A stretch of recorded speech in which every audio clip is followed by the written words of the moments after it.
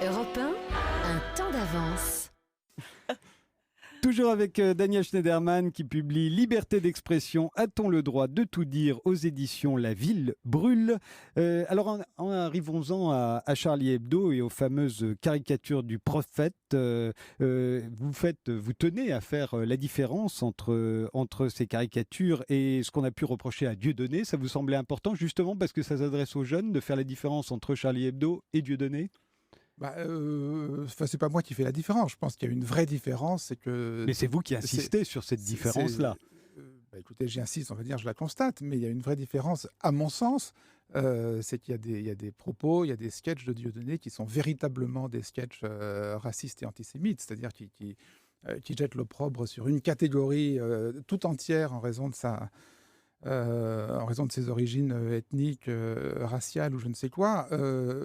En revanche, je pense que, si vous voulez, pour ce qui est de Charlie, ce type de dérive, il y en a eu quelques-unes dans les dernières années. On les avait recensées dans Arrêt sur Image. Enfin voilà, il y a eu quelques caricatures sur 10 ans qui vraiment passaient la limite. Mais je ne pense pas qu'on puisse dire que Charlie Hebdo a été, même au pire de ces années Val-Fourest, un journal raciste et islamophobe. Ce que vous expliquez bien, Daniel Schneiderman, dans votre livre, c'est que les caricatures du prophète dans Charlie Hebdo ont dit les juges, et ils appliquaient en cela la loi française, ne visaient pas l'ensemble des musulmans.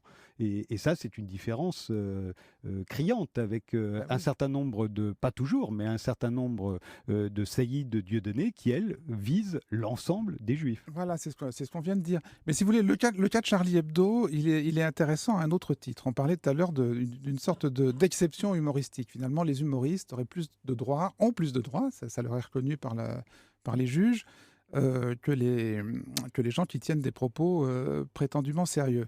Alors évidemment, Charlie Hebdo, c'est compliqué parce que c'est les deux. Parce que c'est théoriquement un journal qui se présente comme un journal satirique et qui vise à faire rigoler, mais en même temps, quand on regarde de près les dessins, les textes et même les dessins, ça a été tout au long de ces dernières années un journal qui a mené un combat, et puis dans lequel il y a des énoncés sérieux, il y a des enquêtes sérieuses, il y a des éditorialistes et des éditoriaux qui visaient pas du tout à faire rigoler, et puis il y a des énoncés bâtards qui sont un peu des deux.